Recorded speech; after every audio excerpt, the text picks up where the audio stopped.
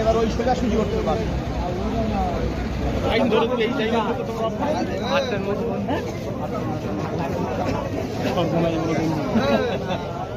প্রতি জায়গায় এইটাই আছে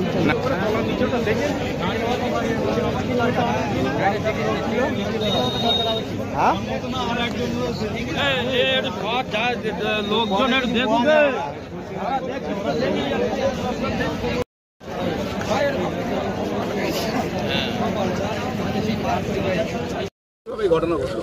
যখন দুটো গাড়ি রেষারেষি হচ্ছিল হতে হতে ধরো সাইড মেরে পাল্টি হয়ে গেছে। পাল্টি হওয়ার পরে যত পাবলিক ছিল, পাবলিকের থেকে যত সিভিক পুলিশ ছিল, ওরা দেশ খুলিনে সব পানিতে লাফ মেরেছে।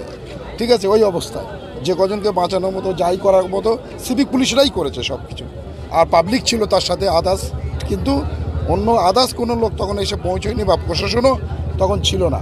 বাসটা কোন দিক দিয়ে আসছিল? বাসটা আসছিল বেলেঘাটার দিক থেকে, যাচ্ছিল নিউ টাউনের দিকে, রাজারহাটের দিকে। কেউ আটকে আছে বলে মনে হয়? এখন যতক্ষণ না গাড়িটা উপরে ওঠানো হচ্ছে ততক্ষণ বোঝা যাচ্ছে না যে ওর ভেতরে নিচে কিছু কেউ আছে কি না কি দেখা সম্ভব না বা বলা যাচ্ছে না। প্যাসেঞ্জার কম বেশি অন্তত 20-40 জন আহত হয়েছে, সবারই টুকটাক লেগেছে, তার মধ্যে 5-6 জনের অবস্থা গুরুতর।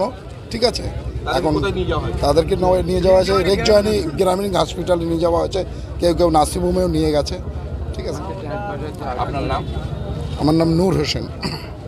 এইরকম নতুন নতুন আপডেট দেখার জন্য বেঙ্গল ন্যাশনাল টিভিকে ফলো, লাইক, সাবস্ক্রাইব, শেয়ার করুন। প্রিয় দর্শক বন্ধুরা, আমাদের চ্যানেলের পাশে থাকুন।